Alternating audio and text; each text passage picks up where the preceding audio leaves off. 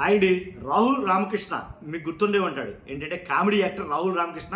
నా వెనకాల photo play చేస్తాలే, ఇతనే రాహుల్ రామకృష్ణ.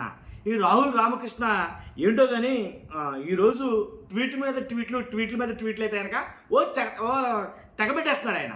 కానీ వివాదాస్పద ట్వీట్లు అయితే పెడుతున్నాడు.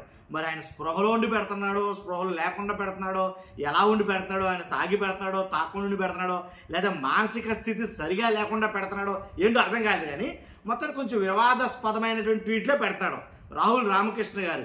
అదే ఇప్పుడు అలవైకుంఠపురంలో కామెడీ రోల్ చేస్తాడు, ఎక్కువగా కామెడీ యాక్టర్ వాస్తవంగా అయితే. కాకపోతే తెలంగాణ స్లాంగ్ బాగా మాట్లాడతాడు. ఐడియా వచ్చాడు మీకు, ఆల్రెడీ ఫోటో చూసాక.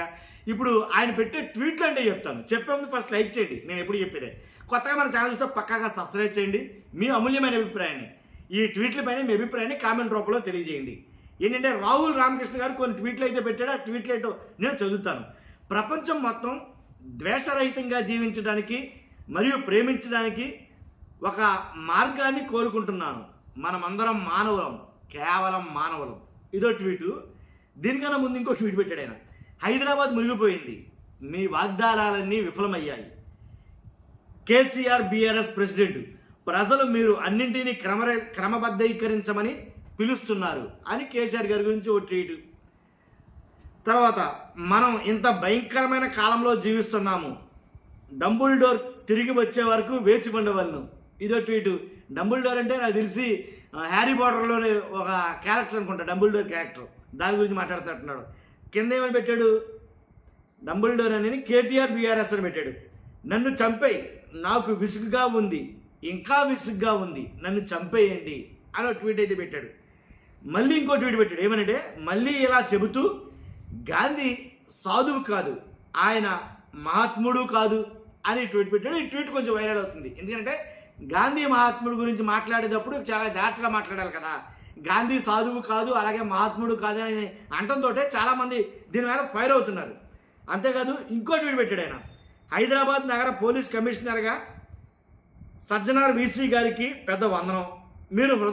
మీకు వందనం మరియు హృదయపూర్వక స్వాగతం.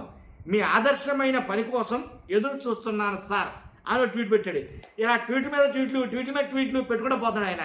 కాకపోతే దీంట్లో కొన్ని వివాదాస్పదం అవుతున్నాయి. ఏంటంటే గాంధీ గారిని ఆయన్ని ఉద్దేశించి పెట్టిన ట్వీట్ కావచ్చు, అలాగే తెలంగాణలో మొత్తం అంతా మునిగిపోయింది, హైదరాబాద్ మొత్తం మునిగిపోయింది, ఇప్పుడు కేసీఆర్ గారి రావాల్సిన టైం వచ్చిందని పెట్టిన ట్వీట్ కావచ్చు.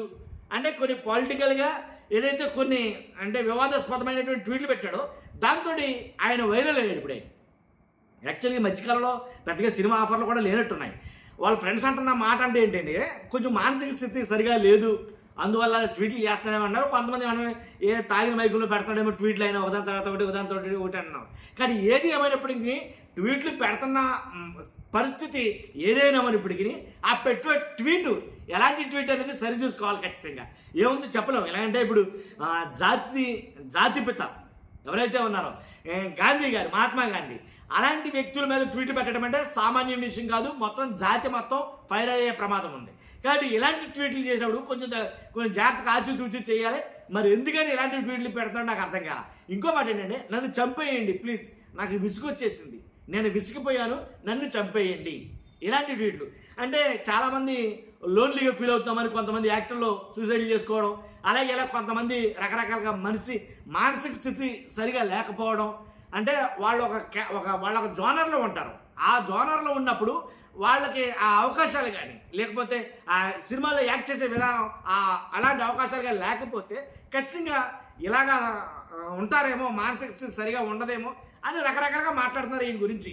ఏదేమైనప్పటికీ అది క్లియర్ కట్గా తెలియాలి. దీని మీద అయితే కనుక యాక్షన్ తీసుకుంటారు నాకు తెలిసి. ఎందుకంటే గాంధీ గారి గురించి అలాగే తెలంగాణ గురించి కొన్ని ట్వీట్లు అయితే ఉన్నాయి. బట్ చూద్దాం మరి ఇంకా ఏం జరుగుతుందో, ఏం జరగబోతుంది అన్నది. ఫస్ట్ అయితే లైక్ చేయండి. Thank you very much.